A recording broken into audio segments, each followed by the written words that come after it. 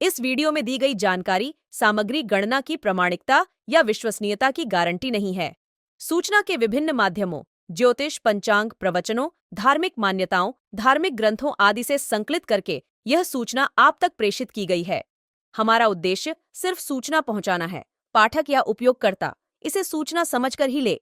इसके अतिरिक्त इसके किसी भी तरह से उपयोग की जिम्मेदारी स्वयं उपयोगकर्ता या पाठक की ही होगी। नमस्कार दोस्तों, स्वागत है आपका हमारे YouTube चैनल सांसारिक जानकारी पर। हम आपको यहाँ पंडित प्रदीप जी मिश्रा द्वारा बताए गए उपाय जो वे अपनी कथा में बताते हैं, उनकी जानकारी देते हैं, ताकि आपको एक ही जगह पर ही सारे उपाय मिल जाए। गुरु जी के बताए गए उपाय श्री शिव पुराण से जाने गए होते हैं, इसलिए निसंदेह भगवान शिव पे विश्वास रख कर करे। इस पुराण में शिव जी को वात्सल्य, दया और करुणा की मूर्ति के रूप में महिमामंडित किया गया है।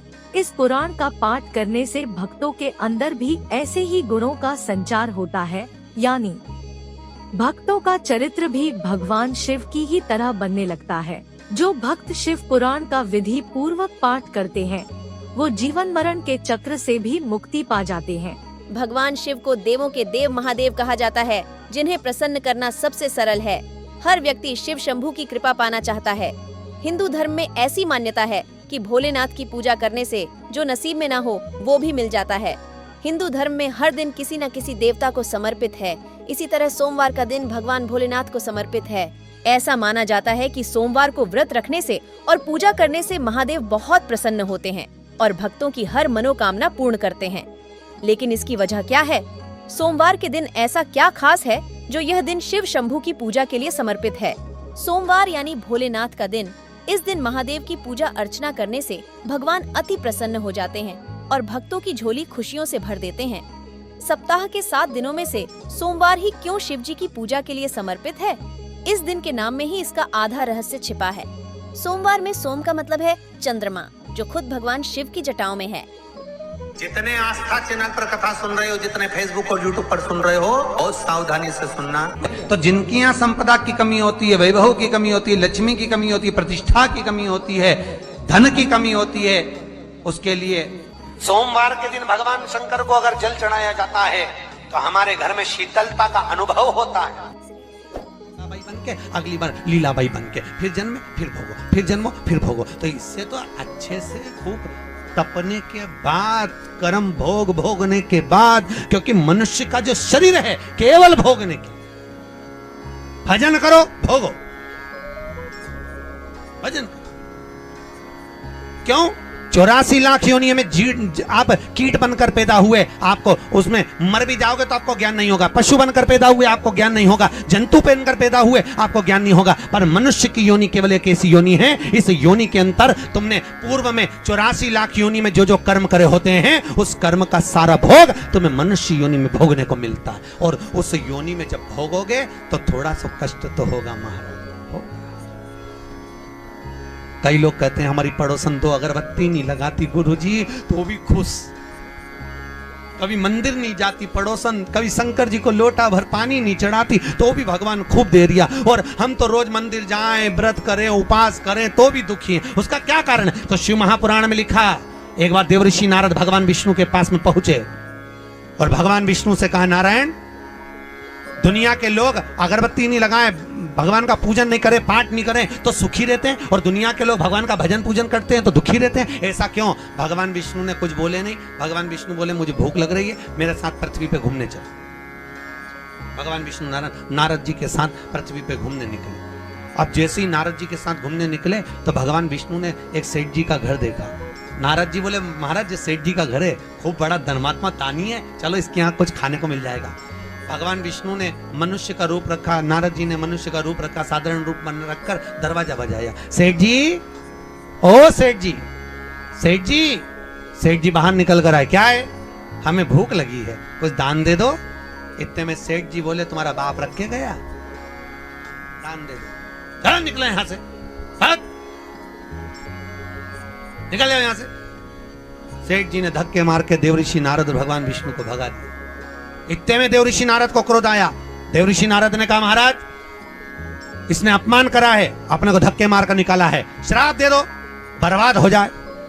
भगवान विष्णु ने पीछे पलटकर सेठ जी को देखा। देखकर भगवान विष्णु ने दोनों हाथ उठाकर कहा, जा तेरे यहाँ खूब लक्ष्मी बढ़ जाए, खूब लक्ष्मी बढ़े और बढ़े और बढ़े। इतने में देवऋषि नारद ने कहा, प्रभु तुम लक्ष्मी बढ़ने का, तुम्हें श्राप देना था तो तुमने आशीर्वाद दे दिया। भगवान बोले मेरी मर्जी, चलो। भगवान विष्णु और आगे गए। भगवान ने कहा एक छोटा सा झोपड़ा है, छोटी सी कुटिया थी, छोटा सा घर था। भगवान ने कहा यहाँ देख कुछ मिल जाए। देवऋषि नारद ने आवाज लगाई, माता बाबा भूख लगी है। अंदर से एक बूढ़ी माँ निकल कर बाहर आई, आओ बाबा अंदर बैठो। 2 आसन लगाए, भगवान विष्णु और देवऋषि नारद को बिठाया। माता जी ने कहा, बाबा क्या चाहिए, हमें भूख लगी है। माँ बोली, बाबा मेरे यहाँ खाने का तो कुछ नहीं है, एक गाय है, गाय दूध देती है, हम उसका ही पालन करते हैं, आपको मैं दूध ला कर देती हूँ। माता जी ने पानी पिलाया, दूध लाकर देवऋषि नारद भगवान विष्णु को दिया। महाराज मेरी गाय इतनी बढ़िया है, बस वो दूध देती है, आप लीजिए। भगवान ने दूध पिया, देवऋषि नारद ने दूध पिया, भगवान चल दिए। इतने में देवऋषि नारद बोले, प्रभु कितनी अच्छी अम्मा है, कितनी अच्छी आई है, कितनी अच्छी माता है, आशीर्वाद दो भगवान, इसको खूब आशीर्वाद दो, ये खूब दान करती रहे, पुण्य करती रहे। इतने में तुरंत भगवान विष्णु ने पीछे पलट कर देखा, पलट कर देखकर आशीर्वाद देते समय भगवान विष्णु ने कहा, जा तेरी गाय मर जाए। भगवान विष्णु ने हाथ ऊंचा कर कहा, तेरी गाय मर जा। और भगवान चले। जैसे ही चले इतने में देवऋषि नारद को क्रोध आ गया। देवऋषि नारद ने कहा, भगवान वो सेठ जी ने तुम्हारा अपमान करा, धक्के मारकर निकाला और उसको कह रहे हो कि लक्ष्मी बढ़ जा, और वो उसने दूध पिलाया तुमको, सेवा करी, और उसको कह कि गाय मर जा, ऐसा क्यों? भगवान विष्णु ने कहा, देवऋषि नारद तुम समझोगे नहीं, ये जो माँ है ना, इसने मेरी सेवा करी, ये मुझे भजती है, मेरा भजन करती है, मेरा स्मरण करती है। मैं चाहता हूं कि ये मरने के बाद वापिस जन्म ना ले, और जन्म ना ले मेरे पास आकर मेरे संग में मेरे साथ वैकुंठ में रहे। मैं ये चाहता हूं, पर करूं क्या? देवऋषि नारद ये जब मरेगी ना, तो मरते समय इसको लगेगा कि मेरी गाय ना जाने कोई कसाई ना ले जाए, मेरी गाय को उठाकर ना ले जाए, मेरी गाय कट ना जाए। मरते समय इसका ध्यान गाय में लगा रहेगा, तो गाय में लगा रहेगा, तो मरने के बाद ये गाय का जन्म पाएगी, फिर उलझी की उलझी रह जाएगी, वैकुंठ नहीं आ पाएगी। इसलिए मैंने इसके मरने से पहले इसकी गाय को मार दिया, जिससे ये मेरे धाम में आराम से आ जाए। और प्रभु आपने उस सेठ जी को लक्ष्मी बढ़ने का आशीर्वाद क्यों दिया कि और लक्ष्मी बढ़े और धन बढ़े? भगवान बोले, नारद तू जानता नहीं है, सेठ जी लक्ष्मी से बड़ा प्रेम करते हैं, तो लक्ष्मी और बढ़ेगी और बढ़ेगी और बढ़ेगी। जब ये लक्ष्मी जोड़ जोड़ के मरेगा, आखिरी में सांप बन के वहीं पड़ा रहेगा। वही इसलिए मैंने उसको लक्ष्मी बढ़ने का कहा। महाराज कई लोग जी हम लोग कहीं जाते हैं ना, तो कई लोग मकान दिखाने ले जाते हैं, नया बंगला, तो बंगला दिखाते हैं, महाराज देखो ये हमारा बेडरूम, हमने कहा हो, ये हमारी बहू का रूम बड़े वाले का, हाओ ये हमारा रूम, ये रसोई घर, ये किचन, ये बाथरूम, सब दिखाते, कमरे भी दिखाते। कमरा देखते देखते एक जगह हम पहुंचे, तो वहां पर एक जगह पर छिपकली चिपकी हुई थी। हमारा ध्यान छिपकली पर गया। अब जैसी छिपकली पर गया तो सेठ जी बोले, गुरुजी आप छिपकली को क्यों देख रहे? नहीं, हम इसलिए देख रहे हैं क्योंकि जैसे आप बोल रहे ये मेरा रूम, ये मेरा रूम, छिपकली कह रही है मेरा छिपकली। तो इतने में सेठ जी पूछे, गुरुजी ये छिपकली को पहचानते हो? हमने कहा अच्छे से पहचानते। हमसे पूछा कौन है ये? हमने कहा तुम्हारे दादा परदादा जो मर के चले गए, वो भी यही कहते थे मेरा मेरा मेरा। तो भगवान ने कहा छिपकली बन के चिपक जा तेरा। इसलिए आप में से कौन कौन छिपकली बनना चाहता है? किसी का मन चेंज हुआ हो, बदला। कई माताएं कहती हैं, अरे 6:30 बजे से कथा 9:30 बजे तक, घर कैसे छूटे, घर कैसे छूटे? याद रख लेना, नहीं छूटेगा, चिपक गए। छूट गए तो भगवान के हो गए, नहीं छूटे। आज घर पे जाओ, 2-3 छिपकलियां देख लेना, पहचान जाना, हमारी चाची, काकी, नानी,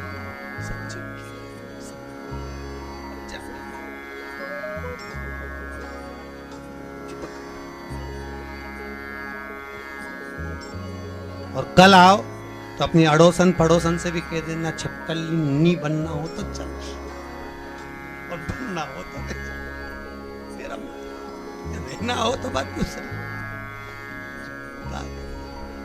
कितने दिन की कथा है? जम के तो बोलो। 7 दिन, केवल 7। विवाह हुआ तो फेरे कितने डले? 7। शास्त्रीय संगीत के सुर कितने? 7। जन्म कितने दिन में हुआ? 7 दिन। कोई रविवार को, कोई सोमवार को, कोई मंगल, कोई बुध, कोई गुरु, कोई शुक्र, कोई शनि। मरोगे कब? यही 7 दिन। कथा कितने दिन की? 7 दिन की। वही 7 दिन हमारे जीवन के। रविवार को जन्म हुआ, सोमवार को बड़े हुए, मंगलवार को ब्याह हुआ, बुधवार को बच्चे हुए, गुरुवार को बीमार पड़े, शुक्रवार को हॉस्पिटल गए, शनिवार को सीताराम हो गए। अब समझ में ये नहीं आ रही है कथा कौन से दिन सुनो? कथा सुन।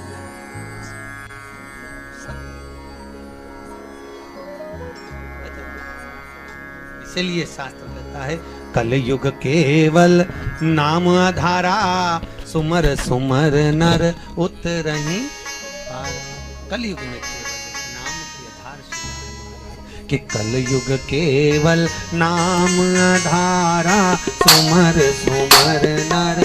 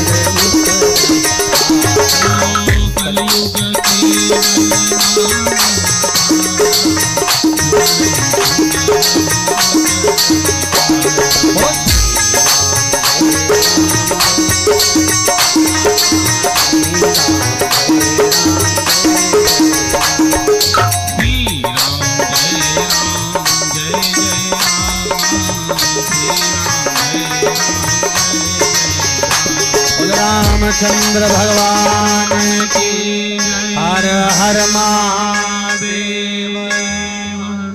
भगवान देवराज ब्राह्मण कुल में जन्म लिए पर ब्राह्मण कर्म ना कर।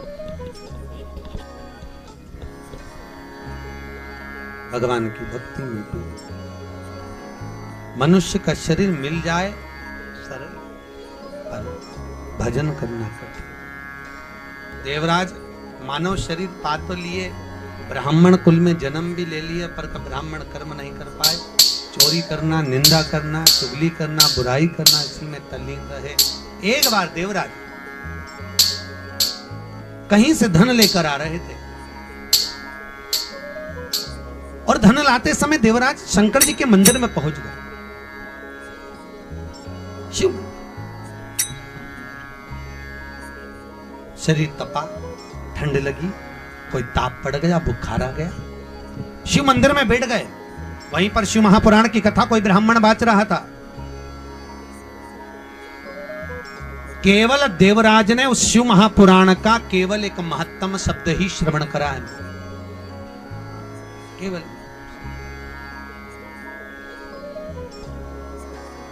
कथा सुनने का नियम।